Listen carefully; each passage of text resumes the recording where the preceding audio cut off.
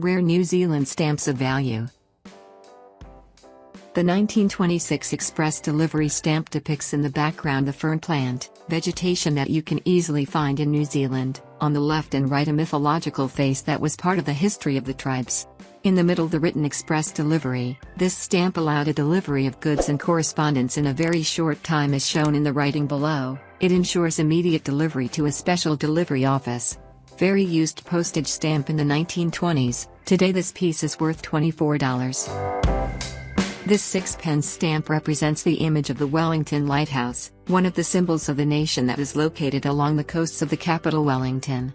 The name of this lighthouse was given in honor of Arthur Wellesley, Duke of Wellington and military general who won the Battle of Waterloo by defeating Napoleon Bonaparte.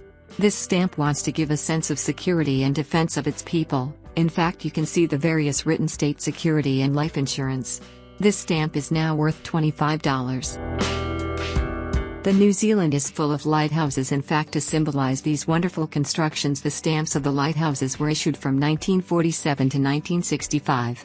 Of various nominal values and colors on each of them are depicted the many lighthouses that guard the waters that bathe the country. If you own the entire collection, then you will find yourself worth $30. Landscape stamps were issued for 6 years from 1960 to 1966, depicting flowers, volcanoes, landscapes, geysers and many other things that relate to New Zealand. On each stamp there is a small writing that indicates what the image represents. For example, in the pink £1 stamp you will notice the Pohutu geyser, which is located on the North Island of the country. It is the largest and flows up to 20 times a day, reaching heights of up to 30 meters.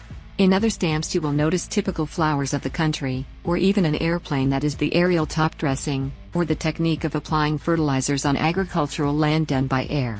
Some of these pieces may be worth a few tens of dollars, but if you have the entire collection you will be worth $35.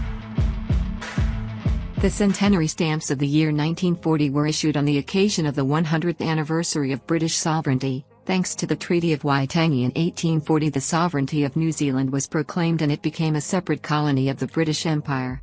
You will notice on each stamp characters, faces, buildings and ships that tell the story of the country, starting with the tribes, the discovery of the archipelago by James Cook, to the settlement by the British under the rule of King George V.